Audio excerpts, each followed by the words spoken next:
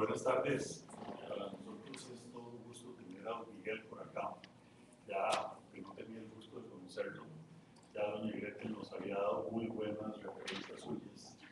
Y pues yo sé que la charla que nos va a dar hoy sobre competitividad, nos va a ser de mucha utilidad para la cultura general y darnos cuenta de dónde estamos en estos momentos en el mundo. Así es que, bienvenido.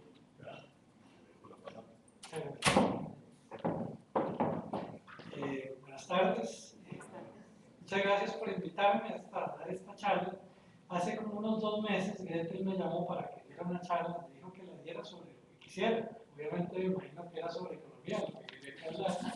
Entonces yo le decía que sí, que había un tema que a mí me había gustado mucho, que era el tema de productividad, aunque digamos el área mía de expertise es más del área financiera, pero el área de productividad es una cosa que sí había estado investigando y que combina un poquito, por decirlo así, lo que estaban, digamos, varias cosas que he estado haciendo últimamente, que es el lado de la competencia, que es el lado de la economía y que es el lado empresarial. Ya ustedes van a ver, digamos, que muchos de los estudios estos de productividad ya son a nivel industria por industria.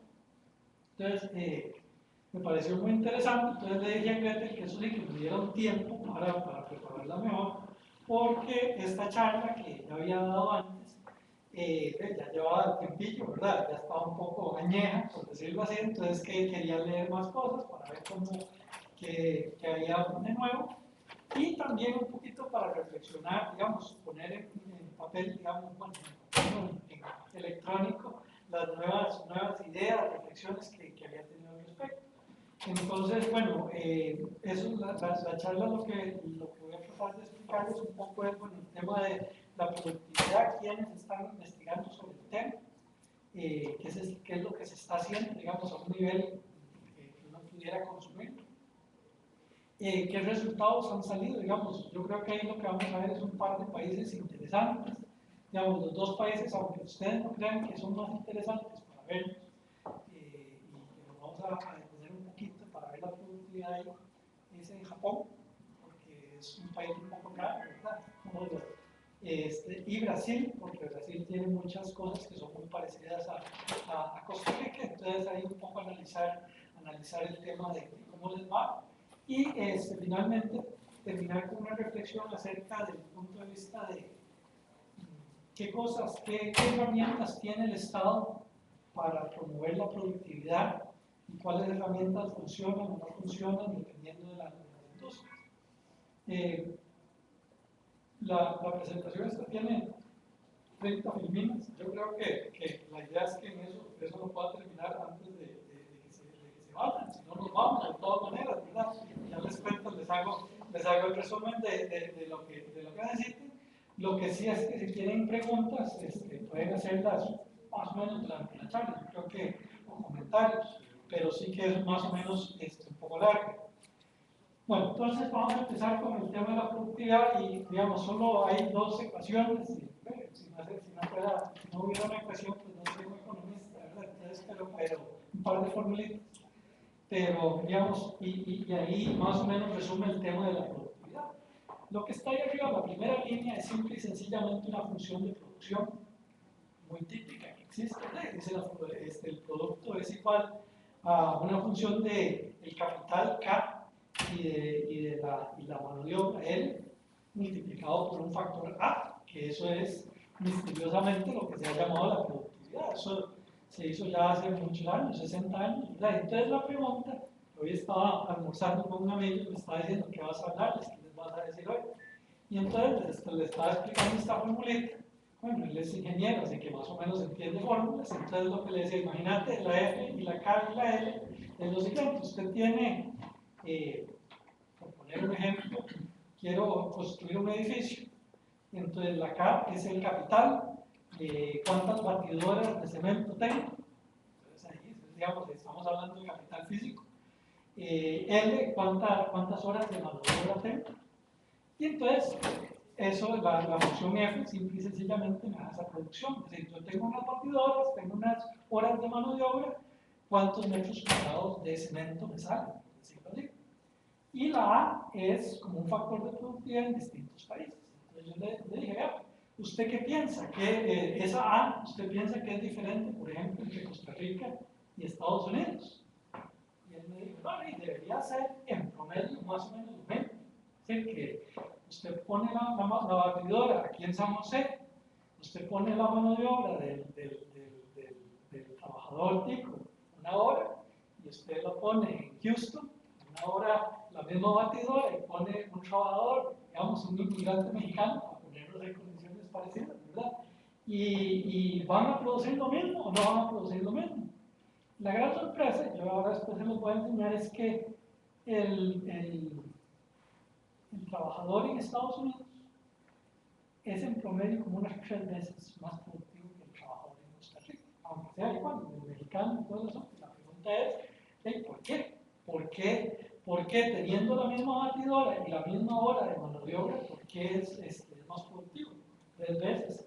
Digamos, en el caso de construcción sí pueden ser unas 3, 4 veces.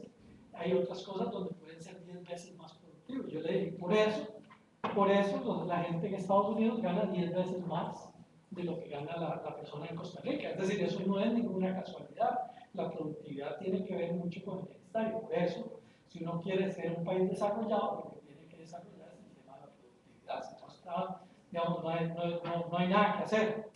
Entonces la pregunta es, ¿por qué es más productivo ¿cómo se llama? El trabajador gringo o el estadounidense que el tico? Este ejemplo. Una posibilidad que no, digamos, en este ejemplo específico no es cierta, pero es que puede ser que la mano de obra sea más calificada allá que aquí. La escolaridad allá sea más alta que aquí. En ese caso específico de la producción, de construcción no es así, pero puede a veces en otras situaciones ser cierto. Esta es una cita que dice, un país con escuelas es un país con futuro. A ver, ¿quién lo invito café ahora, ¿verdad? Al que me diga quién dijo esta frase famosa, ¿verdad? Un país con escuelas es un país con futuro. No es Pepe Figueroa, ¿verdad? No digo que podría ser uno de los posibles, ¿verdad? Eso lo dijo Bismarck hace casi 200 años, ¿verdad? De Alemania, dijo, aquí nosotros tenemos que empezar a tener. En ese momento lo que podían tener eran escuelas secundarias y primarias, y entonces a construir y que la gente fuera. Llegó un momento, por ejemplo, en que Alemania tenía más gente yendo a las escuelas secundarias que todo el resto de Europa junto. Digamos, eso del siglo XIX. Y entonces eso tenía manifestaciones, por ejemplo, no sé, de la productividad, digamos, productividad en ese sentido de algo malo, ¿verdad? Pero que los soldados alemanes eran bastante más buenos para pelear que el resto de los otros soldados, precisamente porque tenían esa escolaridad. Es un ejemplo.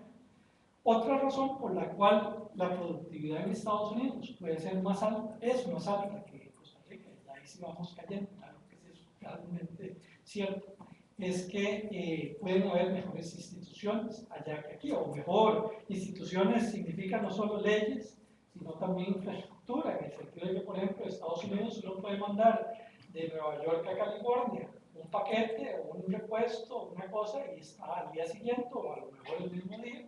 Aquí en Costa Rica no está tan claro, ¿verdad? Que pueda llegar o no llegar el mismo día, ¿verdad? Entonces eso es otro elemento importante, ¿verdad? Para que el mismo señor, con la misma batidora y las mismas horas de trabajo, no le salgan las mismas cosas allá que acá.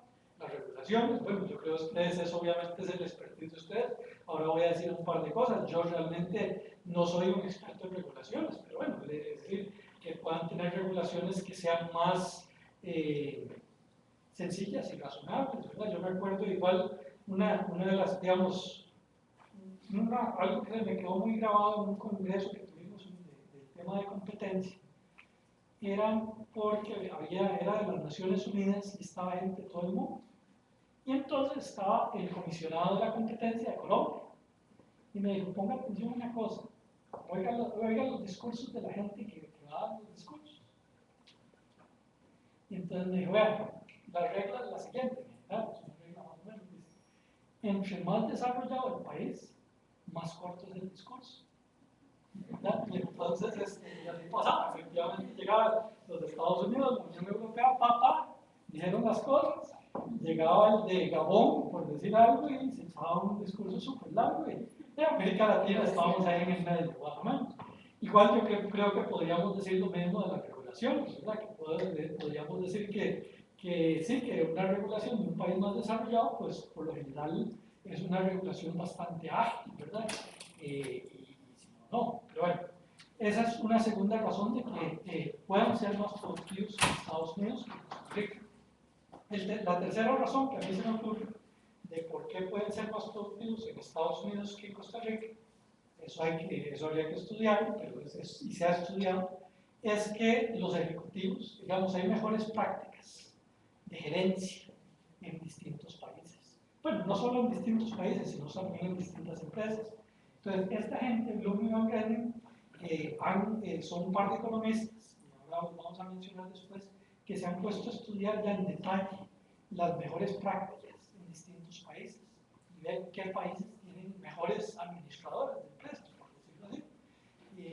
No es sorprendente que los mejores administradores de empresas pues, estén en Estados Unidos y en Europa, que los peores estén, no sé, en la India, cosas así, pero no solo eso, sino que estudian, por ejemplo, ¿por qué? ¿Por qué son mejores? Digamos, una de las razones, para ponerles un ejemplo, es que las empresas familiares tienden a no ser muy productivas, porque simple y sencillamente pusieron al hijo mayor, y el hijo mayor no necesariamente es la mejor persona para manejar la empresa. En cambio, en otros lugares pues, ya está más desarrollada la meritocracia y salen por eso. Bueno, eso nada más lo que quería enseñarles el tema de la productividad. La productividad lo que me dice es, cuánto, digamos, lo que me mide es, con los insumos que tengo, cuánto produzco. Un país o una industria más productiva hace con los mismos productos, con los mismos insumos, más productos. Eso es lo que significa. Y yo creo que no es bastante obvio decir que si uno es más productivo va a ser más rico y que ahí está todo. Es decir, que el hecho de que lo que tiene que tratar de entender un país es hacer lo más productivo que pueda hacer.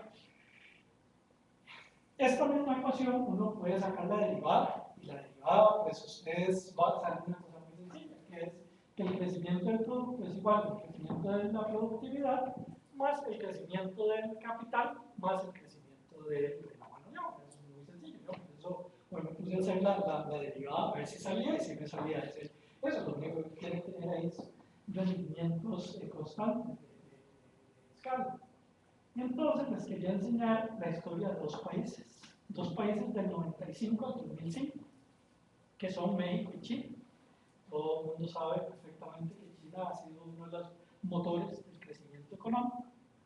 Y veamos nada más una cosa, China en esos 10 años ahí aumentó el capital, aumentó la mano de obra en más o menos un 5.7% por año. México, resulta que no sé, ahí lo tenían, eso lo hizo la gente de McKinsey. Resulta que México también, más o menos, había aumentado tanto el capital como la mano de obra, un 6%, de hecho un poquito más que China. ¿Cuál es la diferencia? La diferencia es la siguiente columna, que resulta que en esos 10 años, China ha aumentado la productividad de sus trabajadores a un 3%, 3,5% por año, para dar un crecimiento total de un 9% por año en la economía china. En tanto que México pasó digamos, a tener una productividad negativa, es decir, que la gente está produciendo menos con más capital. Entonces, un menos 2.1% para tener un crecimiento del 3.9%. La pregunta, por ejemplo, no se podría hacer, veamos, estos datos los hicieron para China, para México. ¿Cómo estaría Costa Rica? Yo no sé, digamos, a mí me parece que Costa Rica, pues no es que a lo mejor no estemos tan mal como México, pero no somos China. Entonces, a lo mejor estamos más bien tirando por ahí. Entonces, la pregunta es: ¿cómo puede ser que la productividad se haya ido para atrás en el país? Y entonces ahí uno está hablando de que puede ser que el país, volviendo a lo que habíamos hablado, que puede ser que a lo mejor hay más trabas, en México se ha hecho más difícil producir, a lo mejor sea que se ha deteriorado, digamos, lo que es los efectivos, la administración en México. Eso se ha estudiado un poco. Lo que, digamos, una de las cosas que ha pasado en México es que hay superempresas grandes, como las que, digamos, que nosotros todos conocemos, Siemens, Vinci y todo eso, pero hay muchísimas empresas súper pequeñas, microempresas, y esas empresas como que no le dicen el síndrome de Peter Pan, ¿verdad? Que no quieren crecer, no quieren hacerse grandes, y se quedan como muy chiquititas. Entonces, bueno, puede ser lo que sea, pero digamos, de ahí, digamos, les pongo, digamos, un dato que, digamos, México podría haber crecido como Chile, y eso sería muy potente, y no lo ha hecho precisamente porque no se ha fijado en el tema de la productividad. Hay un problema que tiene, que arrastra, de hecho, desde hace mucho tiempo, México específicamente, ¿verdad? Yo creo que, de nuevo, Costa Rica, esto sería muy bonito poder hacerlo para Costa Rica, no se ha hecho, ¿verdad? Pero digamos, estudiar y medir estos números. Entonces, crecimiento y las reformas económicas. La primera cosa que les, digamos, que les quería comentar, a mí me gusta mucho, por supuesto, la historia económica, digamos, de las cosas que escribo. Entonces, la primera cosa que es interesante pensar es que pequeñas diferencias de crecimiento hacen una diferencia muy grande en el tiempo. El ejemplo de esto que ponían es de Inglaterra y Alemania. Inglaterra en el año 1850 era la supereconomía, la superpotencia. Tenía una proporción del PIB más grande que la de Estados Unidos hoy en día, ¿verdad? Alemania, que era digamos, por decirlo así, los competidores, era un país bastante pobre, digamos, en Europa. Y en esos, digamos, de 1850 a 1930, digamos, a 1940, a la Segunda Guerra Mundial, resulta que Alemania creció más que Inglaterra, pero no creció mucho más, creció entre un 0,5% y un 1% por año. Más, pero claro, casi por 100 años.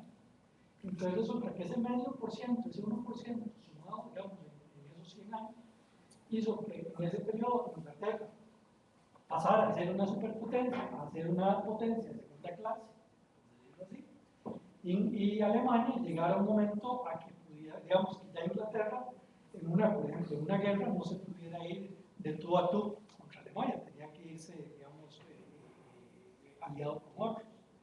Entonces, digamos, eso es un tema como para pensar de que, digamos, el tema de Costa Rica, el tema del crecimiento en Costa Rica no es de, bueno, un 0,5%, si nos ganamos un 0,5%, ¿qué importa? Bueno, sí, en el tiempo eso hace toda la diferencia entre ser un país desarrollado o no ser un país desarrollado. Esa es la primera cosa. La otra cosa que es importante pensar, y se los voy a explicar, digamos, no sé aquí cuántos economistas hay, digamos, pero digamos, para un economista es bastante obvio pensar que la prosperidad se vende sola.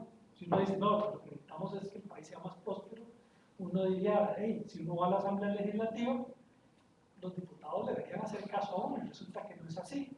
¿Sí? Que resulta que todos los momentos, digamos, de gran apertura económica, digamos, de ciertos países, no es cierto en Estados Unidos, no es cierto en Inglaterra, ha habido como una mezcla de un tema político y un tema económico. ¿Sí? Ahí tienen varios ejemplos, ¿verdad? Uno es, digamos, Alemania, es decir, después de que Napoleón les pasó por encima, dijeron, hey, tenemos que unirnos como país y tenemos que hacer algo como país, porque si no, los franceses nos van a seguir pasando por encima, con consecuencias más o menos malas, o bastante malas, ¿verdad? Obviamente.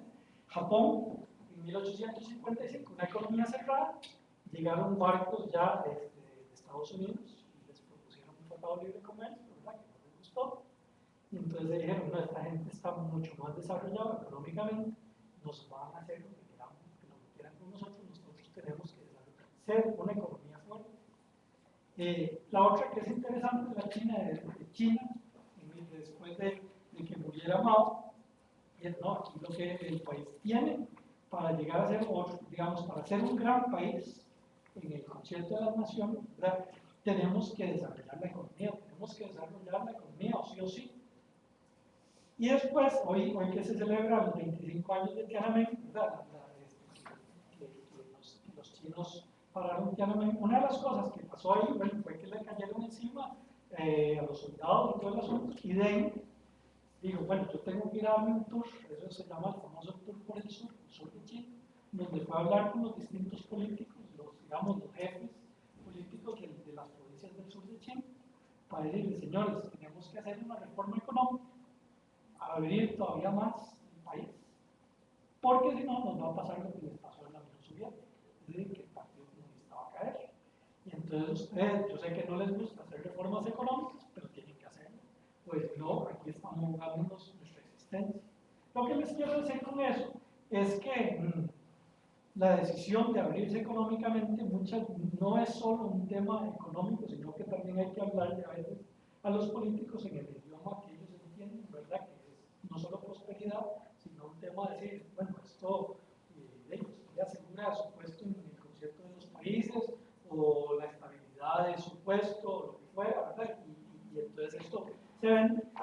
Por contraste, también vemos que han habido países que, por ejemplo, ahora en Francia, pues un país que tiene un estándar de vida muy bueno, la gente almuerza muy rico, tiene lugares excelentes para ir a pasear, ¿verdad? Y es un país que vive bien, es un país bien acomodado, que no tiene, digamos, los empresarios de ahí, por supuesto, son empresarios muy competentes, muy competitivos, pero, digamos, la clase política dice, ¿para qué reformar? No es necesario reformar, podemos vivir más o menos tranquilamente con lo que tenemos, ¿verdad? Eso es siempre pues, una tentación. Yo creo que el otro país que eso pasa cuando es un país que más o menos vive bien, y es una tentación que puede pasar, por ejemplo, aquí, digamos, Argentina, eso siempre se ha dicho, ¿verdad? Que es un país con muchísimos recursos, viven bien, es un país bonito de vivir y todo, y entonces, pero a lo mejor no hay tanto incentivo para hacerlo, para hacer reformas económicas cuando crece.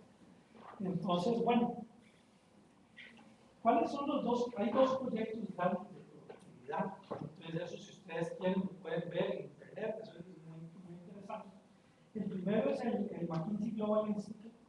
Esta gente básicamente es parte de la consultora McKinsey, que ellos pusieron un departamento solo para hacer estudios de productividad en distintas industrias y distintos países. Y entonces, si tienen una serie de estudios desde 1990, ya tienen 24 años de hacerlo, entonces esta gente ha hecho 30, 40 estudios, digamos, de la industria de los restaurantes en Francia, la industria de la banca en Brasil, esto ahí está estudiado. Ellos tienen una cosa que es muy interesante también para ustedes desde el punto de vista de reguladores, porque se han sentado un poco a pensar de qué políticas públicas y qué tipo de regulaciones son mejores y cuáles echan para atrás el tema de la productividad. Ahora solo voy a mencionar un par, pero digamos ahí, digamos, está, por decirlo así, industrias por industria, industrias reguladas también, industrias no reguladas. Entonces eso se lo recomiendo bastante. La otra fuente interesante acerca de proyectos de productividad son estos dos economistas. Esta gente está en Stanford. Y entonces esto lo que han estudiado es, digamos, las mejores prácticas, por decirlo así, empresariales a través del mundo, ya a nivel de empresa por empresa. Digamos, todos estos dos lo que tienen en común es que son como estudios más microeconómicos, es decir, que se meten industria por industria, empresa por empresa, y tratan de ver el tema de la productividad. Entonces eso, digamos, es como lo que es interesante de esto, porque ya bueno, vamos a ver un par de cosillas al respecto. ¿Cuáles son los resultados vamos a poner los resultados de los estudios de McKinsey? Entonces, el primero creo que obvio, pero es para analizar el desempeño económico de un país, es muy importante ver cómo le ha ido a sus industrias, qué industrias y cómo le va, si le va bien en qué industrias y por qué le va bien en ciertas industrias, por qué le va mal en ciertas industrias. Hay un buen ejemplo, y de eso vamos a hablar un poquito de Japón, les voy a explicar por qué es interesante Japón. La productividad de los sectores más importante que la mezcla correcta de los sectores. Entonces, aquí les puse el ejemplo de caso de Intel Costa Rica. Entonces, a ver un poco de reflexión de caso de Intel Costa Rica. ¿Qué pasa? ¿Qué es lo que, digamos, cuál fue la razón que Intel dijo por la que se iba de Costa Rica de producir microchips aquí? Ellos lo que dijeron es, bueno, vamos a pasarnos a, digamos, a lo que yo tengo entendido, vamos a pasarnos a Vietnam, vamos a pasarnos a Malasia. ¿Por qué? Porque la mayoría de las computadoras se fabrican en Asia. Y los costos logísticos de mandar las cosas allá son mucho menores estando en esos países. Y estos países ya tienen, por decirlo así, un ecosistema de ensamblaje de computadoras que no existe aquí. Sí, aquí existe una empresa que hace chips y nada más. En contraste, por ejemplo, si en Costa Rica se ha ido desarrollando un poquito a poquito, por ejemplo, un sector de ensamblaje de productos médicos, donde sí ya son varias empresas, donde ya pareciera que hay como un ecosistema, todo el asunto. Entonces, es más importante tener un sector bien completo, ¿verdad? Y que ya viva solo, que tener, por decirlo, una empresa sola y, por decirlo así, atraérsela y no ofrecerle más que eso. Entonces, es importante y es interesante verlo desde el punto de vista de un sector, ¿sí? Porque sí en el sector muchas veces son competidores, pero el hecho de que haya un sector aquí, pues significa que van a tener ciertas cosas en común. Les va a interesar, por ejemplo, desarrollar mano de obra, van a ir al Instituto Tecnológico de Costa Rica y le van a decir, necesitamos ingenieros así, van a generar proveedores de servicios que les ayuden a las cosas de ellos, ¿verdad? Entonces eso es importante. Esto, por lo menos es de mi lado del sombrero de ¿cómo se llama? De la Comisión de la Competencia. Digo, aquí hago eco a lo que ellos dicen, esto lo dicen ellos, dicen que haya competencia en un sector es tan importante como que haya estabilidad macroeconómica.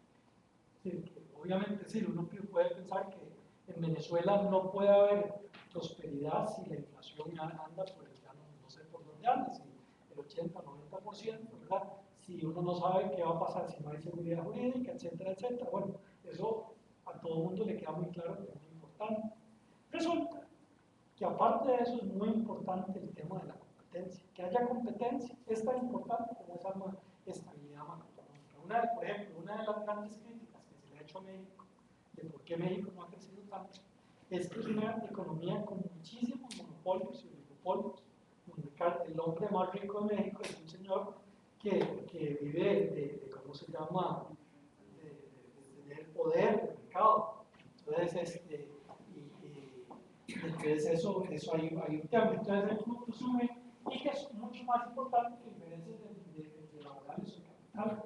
El ejemplo ya lo vamos a ver de automóviles en Japón, que los automóviles japoneses innovaron y desarrollaron muchísimo más, que son más productivos que los automóviles, la industria de automóviles en Estados Unidos. En parte porque hay 6 empresas de automóviles en Japón, un país más pequeño que Estados Unidos, donde compiten y se llevan mal entre ellas, ¿verdad? Y sacan productos nuevos. En Estados Unidos pasaba que ahí, digamos, existen tres empresas con una casi monocultura, es decir, viven en la misma ciudad, piensan de la misma manera, van a los mismos lugares, y entonces hacen casi, es como 3, pero casi que es una, ¿verdad? Y entonces ahí no hubo mucha innovación. Y aquí dice que la regulación que facilita la entrada de nuevas empresas aumenta la productividad y la innovación. Entonces, yo siempre ponía el ejemplo del tema de cuál es el costo del monopolio. El costo del monopolio es precios altos, poco producto, poca innovación y mal servicio. Y se los ponía en el ejemplo yo cuando daba clases en España, resulta que había un barcito, solo había un restaurancillo en todo el barrio. El restaurante tenía el poder de monopolio. Entonces cumplía todos los requisitos, era súper caro. Llegaban la carta y le ofrecían 4 productos. Siempre eran los mismos productos, no siempre los mismos platos. Y ¿cómo se llama? El servicio era muy malo. Yo no tenía que hacerlo porque si tenía hambre, ya ahí es el lugar que tenía que ir a comer. Entonces, bueno, ese es el tema importante. Una cosa que, digamos, la gente de McKinsey, lo que se ha intentado también es decir, bueno, ¿cuáles sectores son importantes o no importantes? Y una de las cosas que se han dado cuenta, y yo creo, bueno, eso ustedes lo pueden ver, se los voy a explicar en un segundo, es que el sector de servicios en general, no solo los servicios públicos, los servicios en general, es el sector que genera más empleo en los países. Y entre más rico sea el país, más importante es ese sector. Por decir algo, el sector servicios en Suecia, Estados Unidos, es el 75-80% de la economía. Y entonces, si usted quiere generar empleo en un país, usted tiene que tener eso bien arreglado. No es necesario, bueno, sí, es necesario que usted arregle la alta tecnología, la gente que hace chips y todo eso, pero tiene primero que arreglar el sector de servicios, venta al detalle, servicios bancarios, todo eso, usted tiene que arreglar eso si quiere arreglar el tema del empleo en su país. ¿Sí? Hay una pregunta en eso, porque pueden haber diferentes formas de tomar esto, ¿no? Sí. No es totalmente obvio. Lo que sí me parece a mí es que un factor importantísimo en la productividad es una buena división del trabajo, un buen nivel de especialización. Y eso es lo que te lleva a que haya más servicios, que entonces empresas se especializan en una cosa y le prestan esos servicios o esas cosas, en vez de ser más integrados, sobre todo si las empresas son pequeñas, como aquí, y uno tiene que hacer de todo, nunca vas a ser muy productivo. Entonces, hay una cosa de especialización y división del trabajo que me parece que está implícito en eso. Ya vamos a ver casos específicos de países y empresas. Lo único que yo le podría decir es que hay países relativamente pequeños, como Holanda, que son súper productivos. Entonces, digamos, como dice Costa Rica, a lo mejor eso podría, digamos, imitar países que aún siendo pequeños son muy productivos. Entonces, pero, y la otra cosa, yo creo que, digamos, si lo ha escrito ahí, es más claro, es que el tema de la regulación afecta más directamente los sectores no transables. Sí, la mayoría de los tres sectores que ustedes están regulando no están tan abiertos a libre comercio. Eso es, digamos, natural, digamos, ahí está. Otra forma de decirlo es que todos, digamos, aquellos sectores donde haya mucho comercio, es un sector donde la regulación cuesta más que tenga un impacto. Entonces ahí, digamos, eso es una cosa que nos dice. Vamos a ver, cuando veamos el caso de Brasil, van a ver una cosa interesante, que es que en Brasil tiene un gobierno relativamente grande, con una serie de cargas que genera un sector informal importante. Y que eso es una carga para también los negocios legítimos. Ahora se los explico después cuando veamos Brasil en más detalle. Las élites de un país muchas veces son un obstáculo para el desarrollo. Resulta que las pensiones del sector público de Brasil, para poner un ejemplo, estamos hablando de los jueces y cosas así, ¿verdad? Tienen pensiones que son mejores que las pensiones de Europa y de Estados Unidos, estos señores. ¿Okay? Y se comen una parte muy importante del PIB de Brasil, y eso lo tienen que pagar las empresas del país. Y eso obviamente hace que no necesariamente estén creciendo tanto. Y eso ya lo vamos a ver con un poco más de detalle. La otra cosa muy interesante, yo creo que, digamos, en Costa Rica sí que lo ha tenido más o menos claro, es lo siguiente, es que la inversión directa en un país tiene mucho más impacto en la productividad que esa misma plata si la trajera, en el país entran, no sé, 1.200 millones de dólares, 1.300 millones de dólares al año. ¿Okay? Y entonces, gran parte del beneficio de eso no es solo el dinero que entra, que es importante, sino también el hecho de que vengan empresarios y traigan el know-how al país de cómo hacer las cosas. Eso es mucho más importante, bueno, no sé, pero bastante importante relativo al dinero que están trayendo. Y aquí pone el ejemplo, digamos, por ejemplo, Rusia contra Polonia. Entonces, Polonia ha tenido más inversión de empresas europeas que quieren hacer negocios ahí. Rusia lo que le ha entrado es dinero, y entonces ya ha tenido un desarrollo un poco distinto. Y para crear valor económico no solo necesidad, digamos, no hay solo que pensar en el productor, sino también el consumidor. No, ahí eso me pongo yo el sombrero de la Comisión de la Competencia pues da mucho énfasis al tema del consumidor. Muchas veces uno se puede volver como un poco mercantilista, pensar, no, lo que importa es que el país exporte mucho, importe poco, lo que sea, ¿verdad? Los consumidores no me importan mucho, ¿verdad? Y como es como lo pienso un poco más, y resulta que eso no, que eso es muy importante para el desarrollo de la industria. Bueno, entonces, vamos a ver, ya empezar a ver los datos y los estudios más específicos. Esto es el 2005. Estos son los datos de personas y el PIB per cápita. Estamos hablando de que hay 18 países, en el 2005 había 18 países que llamaríamos desarrollados, con más de $25,000 per cápita. 23 países intermedios, ahí casi que estamos ya nosotros. Y 111 países pobres. La pregunta es de estos tres números, si les llama la atención alguno de los tres.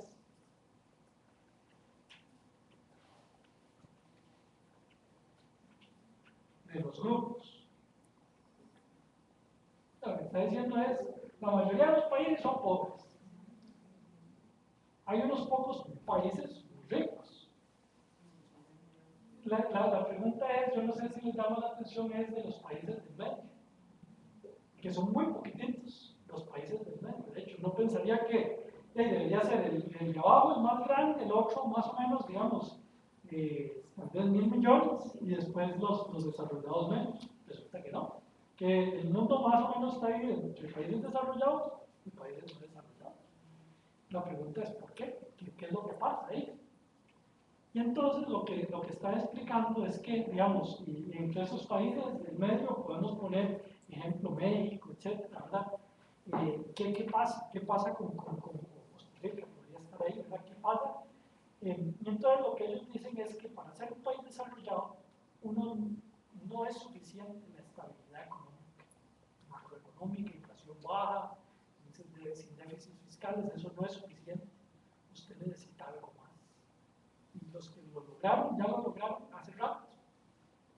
Los que no lo lograron están tocando con un techo, con un techo de vidrio, y los que pueden escaparse de eso han sido muy contados, ¿verdad?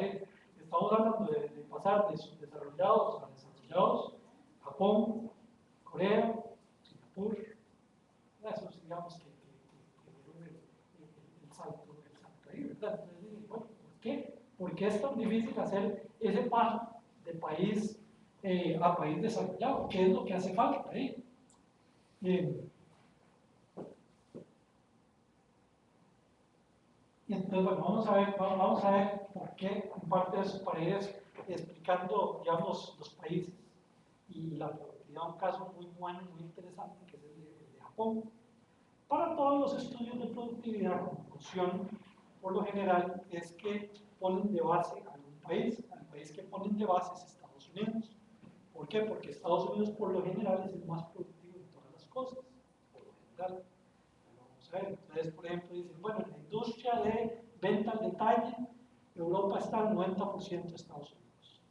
O cada país está al tanto por ciento de Estados Unidos. Es como se mide el tema de productividad. Entonces, cada país define, cada industria se define eso.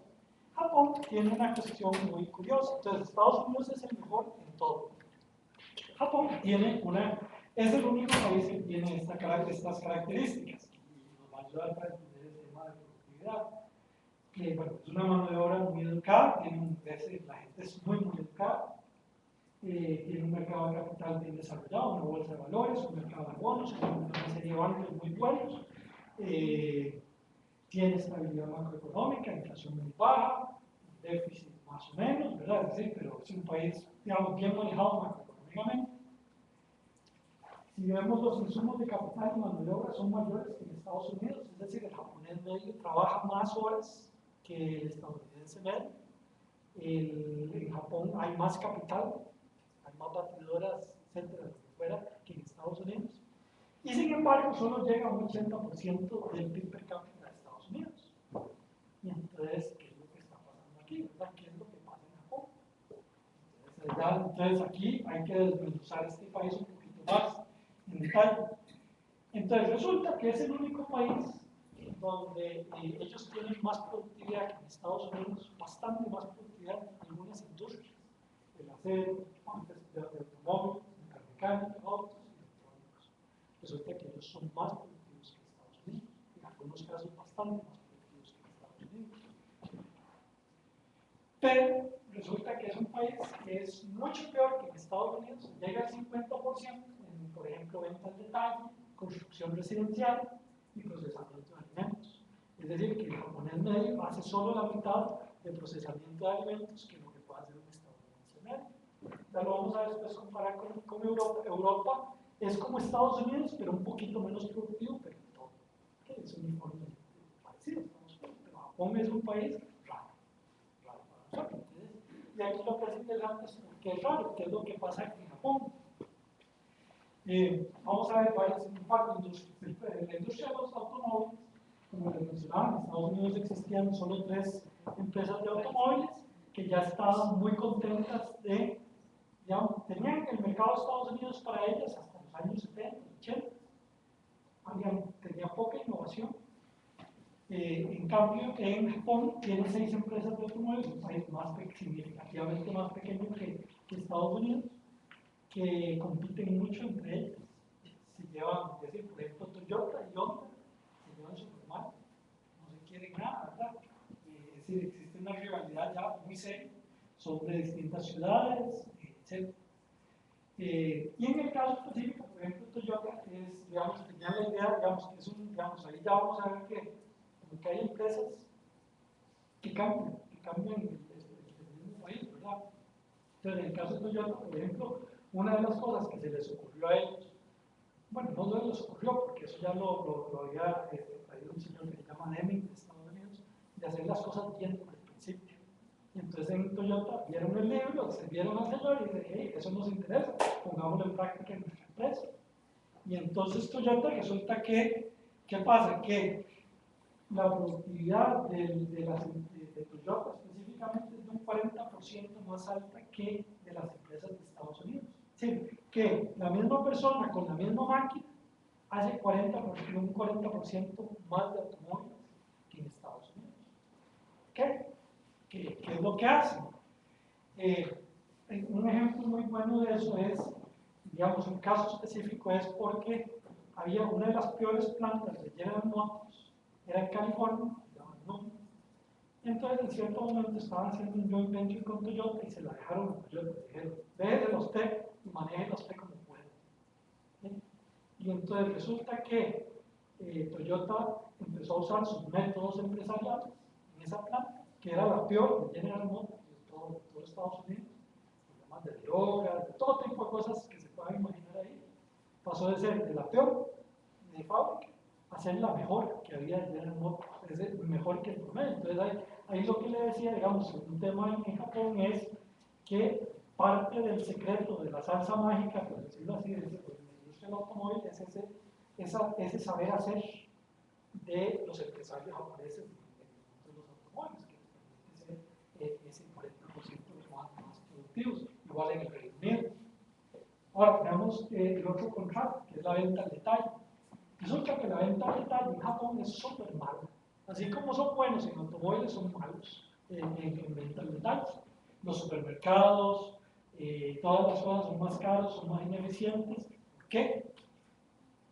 Y bueno, una cosa importante es en Japón, 7,5 millones de empleados, 7,5 millones de personas trabajan en la industria de supermercados, distribuidoras y cosas así, contra 200,000 de automóviles.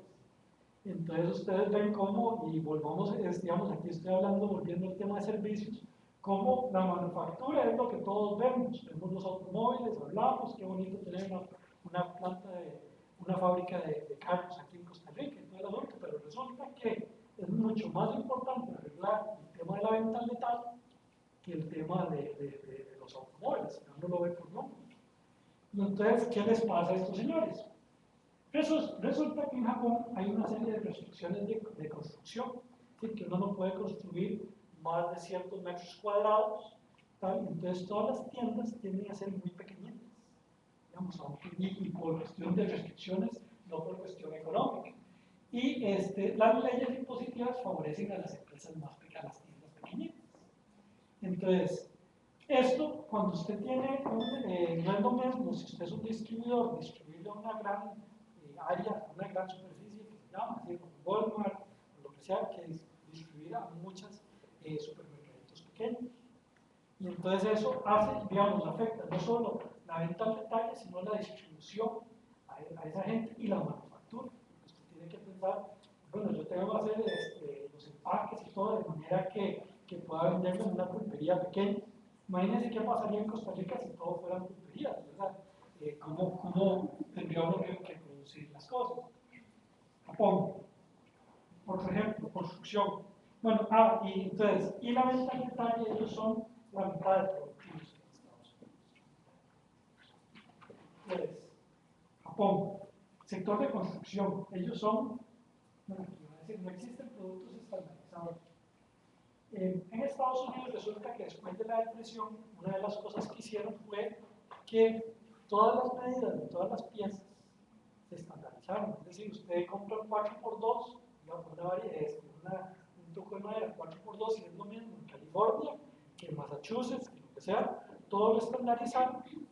Entonces existe un estándar común que tiene una serie de impactos muy interesantes. Una vez que a la hora de usted producir los materiales de ferretería, usted cuando va, usted sabe qué es lo que está comprando y que va a ser lo mismo aquí que allá. La primera cosa, eso es obvio.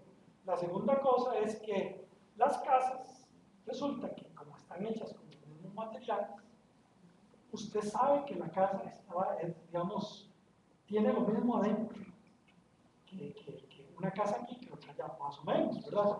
Lo que le permite a usted hacer una valoración de esa casa más exacta. Los bancos están y la gente está más dispuesta a comprar y vender casas porque saben que es un producto un poquito más homogéneo en Estados Unidos que en Japón.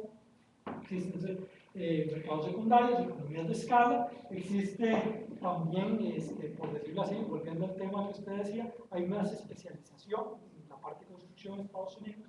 Hay gente que solo se especializa en poner ventanas, hay gente que tal y tal, y Japón, siendo una economía suficientemente grande que podría tener estos especialistas, no los tiene. Entonces ahí, digamos, vemos que hay un tema. Entonces, ellos están al 30% de la productividad de Estados Unidos. Es decir, el mismo japonés con el mismo batidor hace un 30% de lo que hace el de Estados Unidos. ¿Sí? Y entonces, y el sector de salud, por poner otro ejemplo. Japón resulta que la gente dura, cuando se va al hospital, dura un promedio de 24 días en el hospital, mientras contra 11 en Alemania, contra 6 en Estados Unidos. Digamos, uno puede empezar a hacer medidas de productividad del sector salud. No creo yo que es que los japoneses cuando se enferman enferman peor que los alemanes o los de Estados Unidos. Algo está pasando en el sector de salud que hace que estén durando más. Una de las cosas tiene que ver en la forma en que se le paga a los médicos en Japón. En Japón se les paga, digamos, con un salario base más bajo. Y ellos pueden, digamos, ellos son farmacias. Ellos también venden los farmacéuticos. Entonces al médico japonés, pues yo creo que le interesa que usted se quede ahí, venderle cuantas pastillas le pueda vender en ese tiempo. Y por lo mismo vemos que, por ejemplo, ellos tienen 14 visitas, digamos, un japonés promedio hace 14 visitas al año al doctor, y que cada visita son de 5 minutos. Y el doctor sencillamente le cobra tanto, ¿verdad? Digamos, en Estados Unidos en promedio la gente tiene 4 visitas al médico que duran media hora, más o menos. ¿Okay? Entonces, dice uno, hay algo que no está funcionando bien en ese país, en ese sector. Y para terminar de redondearles la película, resulta que los detallistas, pequeños, los pulperos, digamos así, los carpinteros, los doctores y los granjeros son la base política del partido que está en Japón, que realmente está en poder, que de la Segunda Guerra Mundial, estamos hablando de 60, 70 años, han estado en el gobierno unos 50 años. Entonces esta es la base política, a ese partido no le interesa hacer reformas en el sector de venta al detalle, no le interesa reformar el sector digamos, de construcción, no le interesa el sector de salud porque está la gente que vota por él. Entonces, bueno, ahora están haciendo cambios, pero vamos, digamos, se están echando a su propio grupo que le interesa. Y entonces lo que está diciendo aquí es que usted, poniendo mucho esfuerzo, poniendo mucho capital, usted va a llegar a un techo, que más o menos en el caso de Japón ese es el 80% de lo que puede ser Estados Unidos. Digamos que China, en el mejor de los casos, pudiera llegar a hacer eso. Digamos que China, bueno, vamos a ver un poquito más de eso, pero digamos que el hecho es de que solo con puro esfuerzo y con muchas ganas usted no va a llegar a ese 100% de desarrollo. Europa.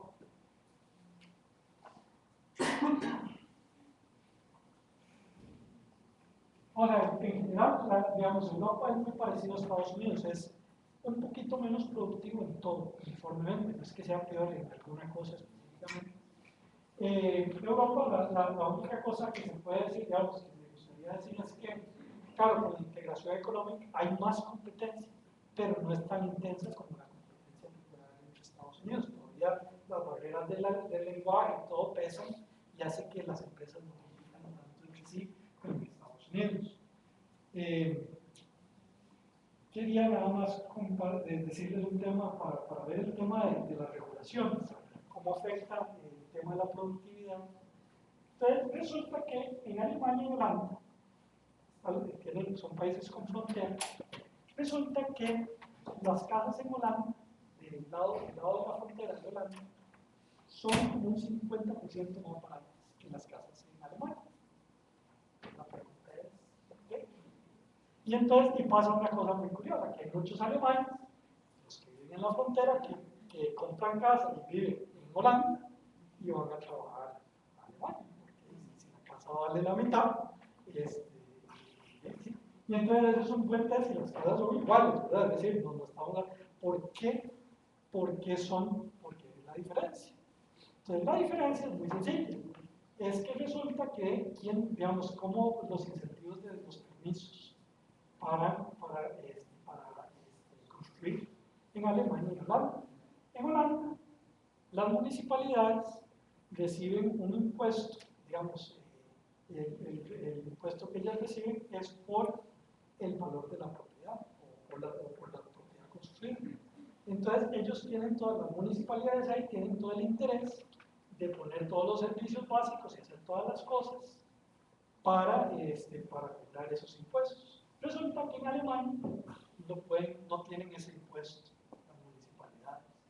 Y entonces las municipalidades dicen, ¿qué me importa? Yo no voy a poner los servicios, voy a dar los permisos mucho más lento, ¿verdad? Porque por sí, si para mí tener más casas aquí, más bien va a ser un dolor de cabeza, porque voy a tener que darle más servicios y todo, y yo no voy a poder recibir más ingresos de ese lado, ¿verdad? Entonces, ¿qué pasa? Que casi no se dan permisos de construcción en Alemania.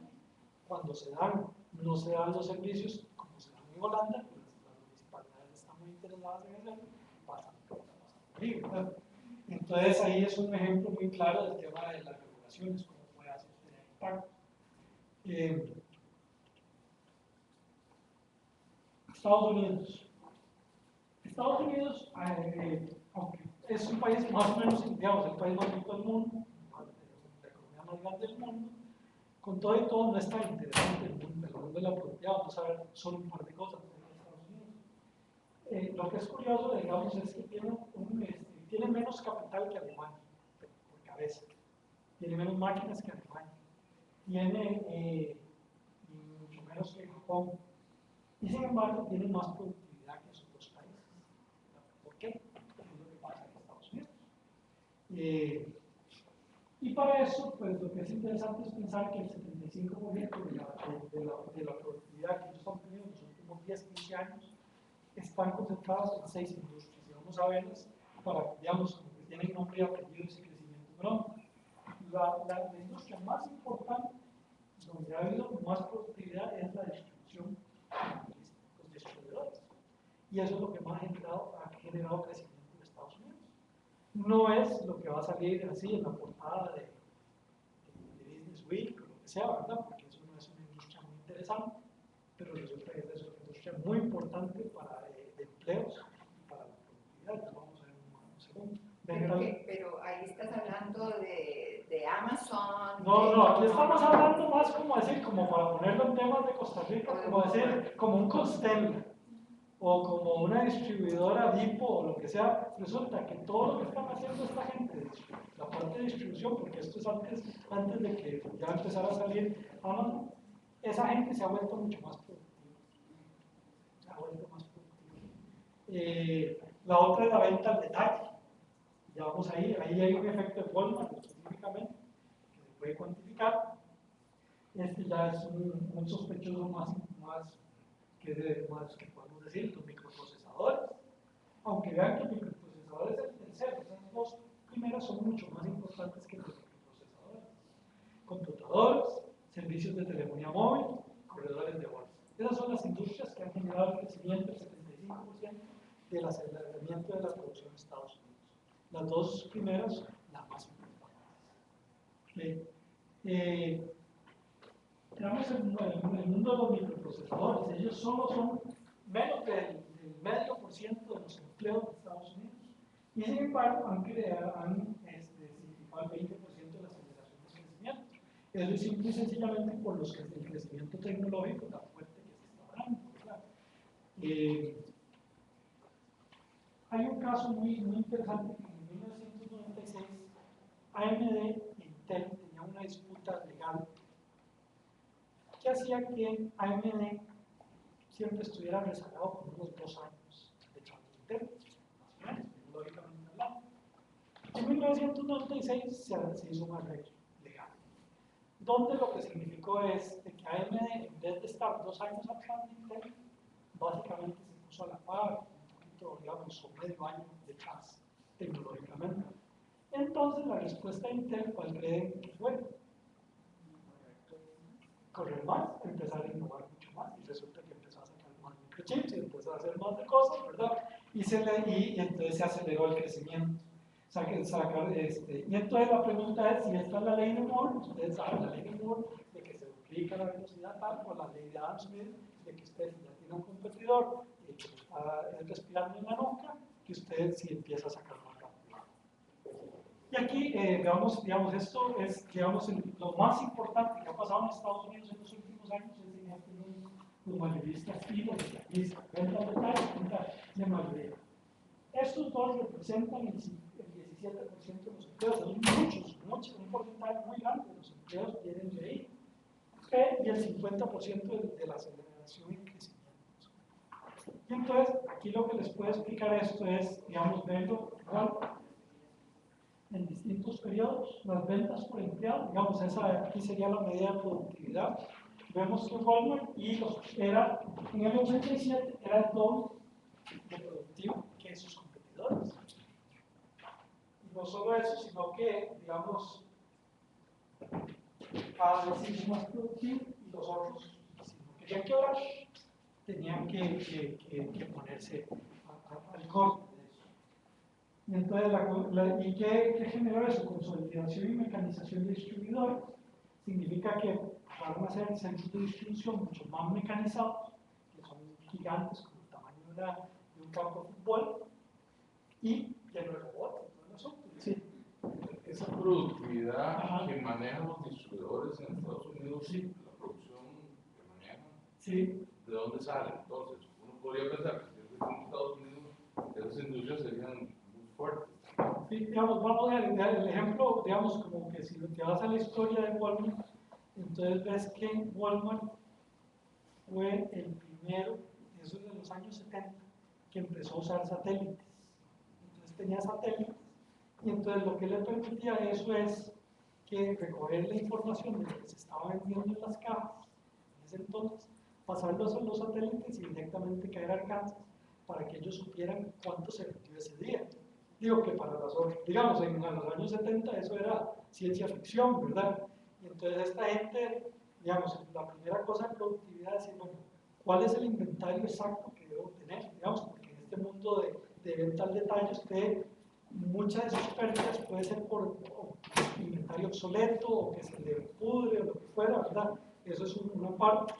Digamos, el segundo brinco de Walmart fue traer el tema de los códigos de barra de los años 80, ¿okay? Donde ellos empezaron a mover la mercancía mucho más rápido. El negocio, digamos, el negocio de venta al detalle, venta al mayoreo, darle vuelta a las cosas, ¿verdad? Entonces, si usted le puede subir esa rotación, usted puede aumentar su productividad.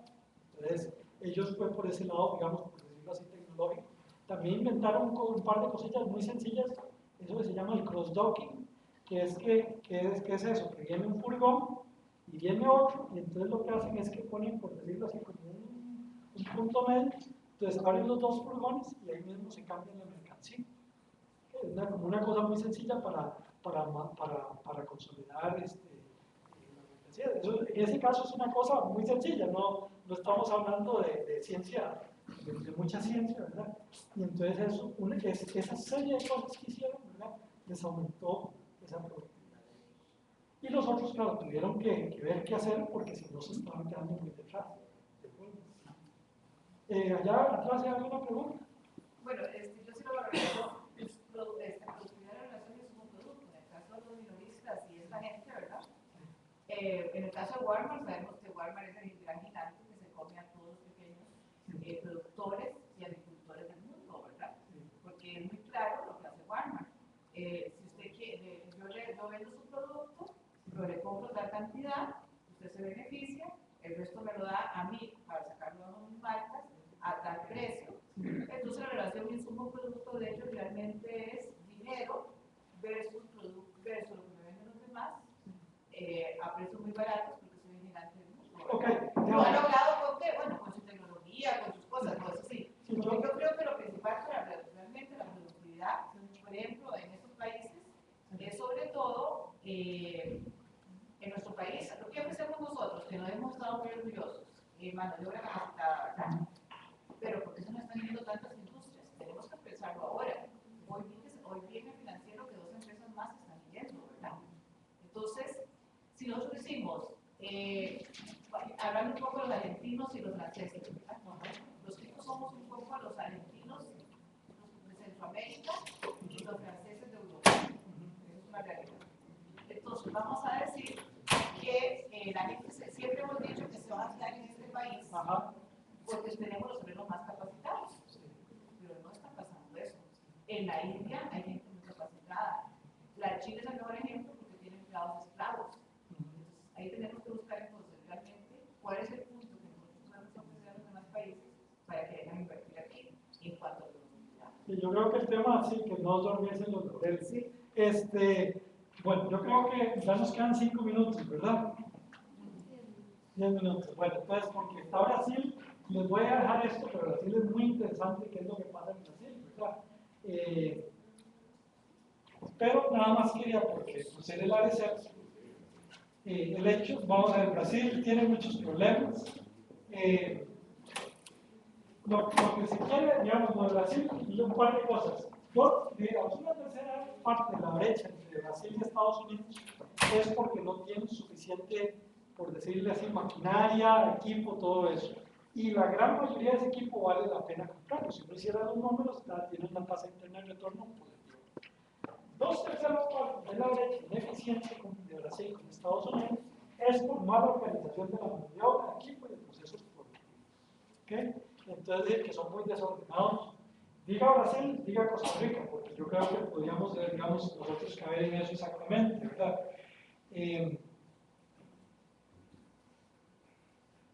Bueno, está estudios de la banca, por ejemplo, y la construcción residencial, pero, bueno, están supermercados en Rusia, que se hicieron un estudio porque son más o menos competitivos. Ok, entonces lo que sí quería dedicarles estos últimos 10 minutos, ya que estamos en clase, es el tema de qué papeles puede jugar el Estado en el tema de la productividad. Y entonces en esto sí, la gente de McKinsey se sentó a pensar bien, y dijo, vea, hay 4 cosas que el Estado puede hacer, desde más a menos de ¿cómo se llama?, de intervención. La primera cosa que puede hacer, y las cuatro, digamos, las cuatro se pueden hacer y se deben hacer, de hecho, ellos están diciendo. La primera cosa más básica es la intervención mínima, es decir, es poner reglas de juego claras y que todo el mundo las entienda. Eso es como un mínimo, ¿verdad? Les entiende y las acate. Y las acate, efectivamente. Un ejemplo donde esto no se daba era en Rusia, que vimos ahí los supermercados. Resulta que los supermercados, por lo general, en todos los países, son más baratos que las pulperías. Bien, resulta que en Rusia es al revés, que las pulperías son más baratas que los supermercados. ¿Por qué?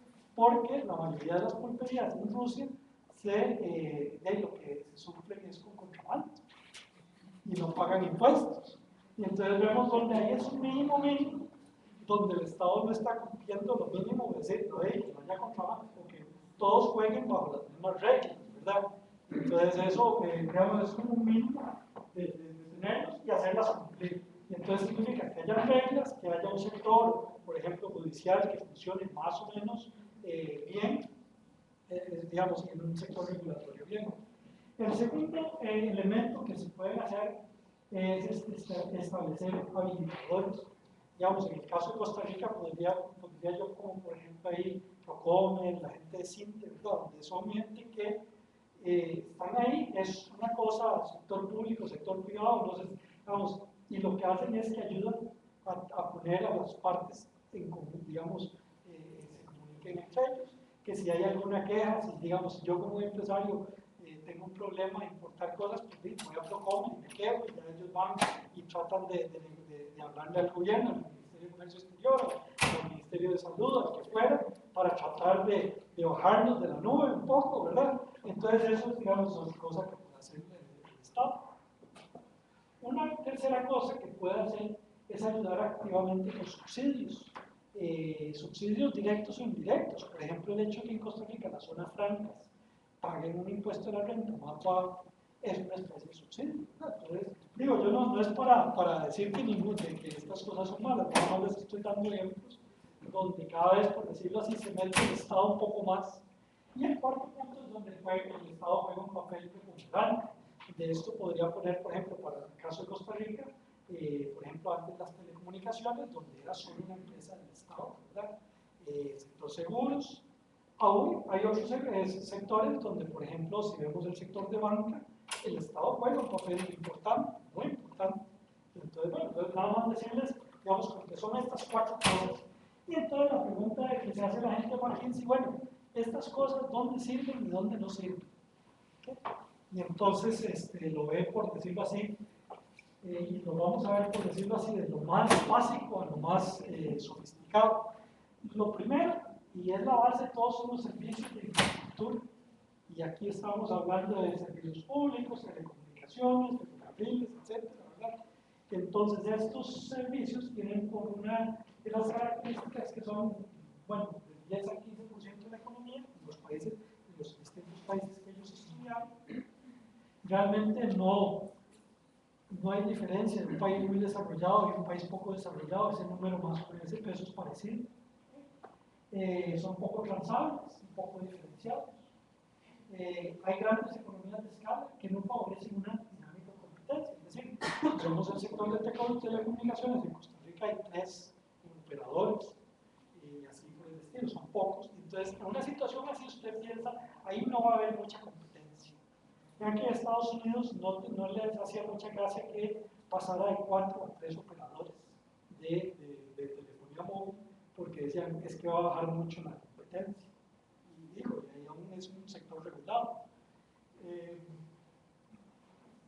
Y son posibles y exitosas los 4 tipos de intervención que están avanzadas, todas las que les mencioné, porque muchas veces en infraestructura, por ponerles un ejemplo de otro país, el canal de Panamá, el gobierno de Panamá se tiene que meter sí o sí a planear ese canal de Panamá, porque si no, digamos, a pura empresa privada no se va a hacer, necesita alguien que más o menos lo piense y lo haga, ¿verdad?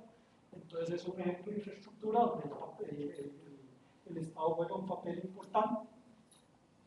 Obviamente aquí la regulación es clave, ¿verdad? También, digamos, para tener las reglas claras. Y por eso es necesario. Digamos, aquí lo que no puede es que tenga una cajita blanca que diga aquí la competencia va a funcionar perfectamente, entonces no vamos a regular, no vamos a hacer nada, porque entonces eso no va a funcionar. Digo, eso no, simple y sencillamente no funciona así, ¿verdad? No va a ser la Universidad de Chicago que no puede hacer, tiene que abrir los ojos y decir, no, aquí tiene que ser así. Después están las industrias intensivas en recursos, y eso puede ser ingeniería, agricultura, acero, digamos, donde se necesiten muchos recursos. Esto pasa del 32% de la economía para países pobres a un 10% para los países ricos, es decir, se hace más pequeñito. Conforme más se desarrolló, tampoco es muy diferenciado. Es decir, si yo siembro tomates aquí en Costa Rica y en Salvador venden tomates, no va a haber tanta diferencia, es decir, lo que van a comprarlos es por el costo. Los gobiernos han jugado un papel importante para bien o para mal en estas industrias. El ejemplo pone en Europa, les dieron subsidios a las empresas de acero más o menos a $100,000 por empleo para mantenerlas abiertas. Y entonces uno dice, ¿vale la pena pagar $100,000 para mantener un empleo? ¿O me gastaría mejor esa plata en reubicarlos o dársela, digamos, darle el dinero ya directamente? Han jugado un papel importante, digamos, por ejemplo, bueno, el Departamento de Agricultura de Estados Unidos, el mercado de acero de Europa es un mal ejemplo del papel que juegan los estados. La manufactura tradicional, pues, por ejemplo, están los automóviles.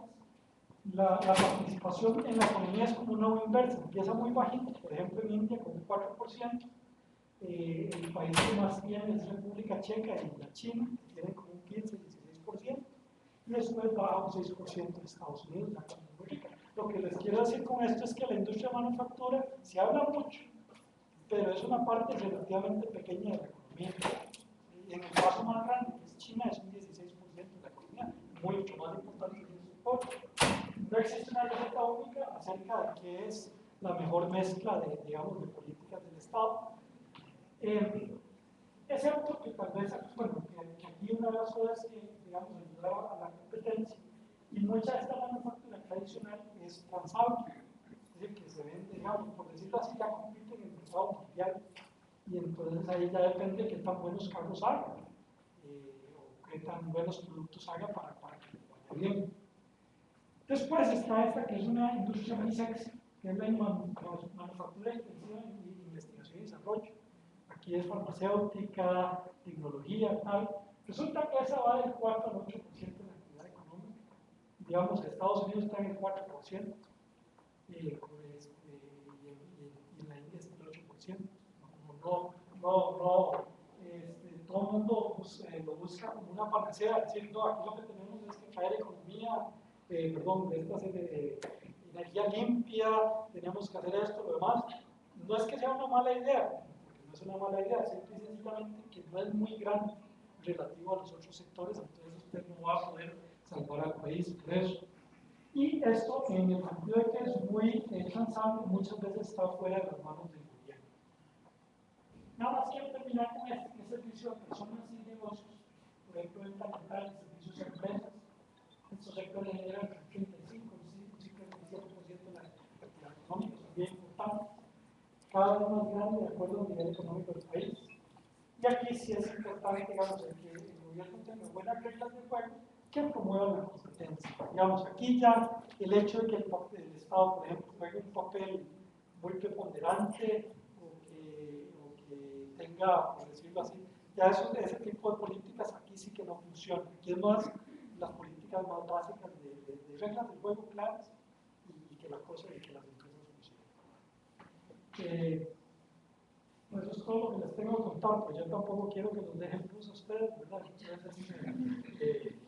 Pero digamos un poco lo que les dejo la presentación y está lo de McKinsey, digamos, lo que sí les estoy abriendo es como una puerta de que ahí hay un tesoro de cosas, de estudios, de por qué en esta industria, en este país es más productiva que en este otro país, y uno se puede meter a ver los datos, no se los está inventando, simple y sencillamente ver las realidades de las cosas, ¿verdad?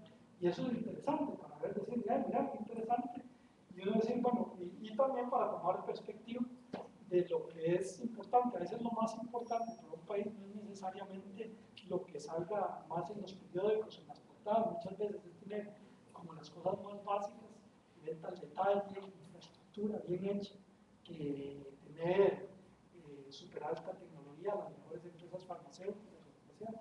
Eso es bonito si se tiene, pero tampoco es de morirse si no se tiene. ¿Sí? Sí. Y los beneficios que se dan a empresas en zonas francas, Sí. y mencionó la parte de otorgar subsidios, si es conveniente o no, ¿vale la pena solo por el hecho de generar empleo o hay que valorar más el que esa empresa en zona franca genere vínculos productivos con el resto de la economía? Eso, de hecho, lo han estudiado bastante esta gente de McKinsey porque nosotros obviamente no somos los únicos países que han dado estos subsidios. Por ejemplo, Irlanda también da muchos subsidios de impuestos y todo el asunto. Entonces, lo que ellos, digamos, a la conclusión que ellos llegaron es que es mucho más importante tener una mano de obra muy atractiva que el hecho de los impuestos. Ese es un detalle que obviamente las empresas, si soy Microsoft, dice, bueno, pues voy a Irlanda porque tienen muy buenos ingenieros, programadores y todo el asunto, y además me están dando este incentivo, ¿verdad? Entonces, claro, lo ideal es que todos los países se pusieran de acuerdo y vieran los impuestos normales, digamos, muy altos y muy bajos, pero el hecho es de que estamos compitiendo, ahí sí que estamos compitiendo uno con el otro, ¿verdad? Y el miedo que le puede dar al gobierno de Costa Rica es decir, vea, si yo subo los impuestos, y yo no sé si se puede ir a otros países donde sí les dan mejores subsidios de impuestos, ¿verdad? Entonces yo creo que digamos, es como un juego que desgraciadamente estamos jugando nosotros y uno no sabe, es como cuando uno le sube el precio a un cliente, uno no sabe si se va a ir o no se va a ir, ¿verdad? Y entonces es el miedo que uno tiene.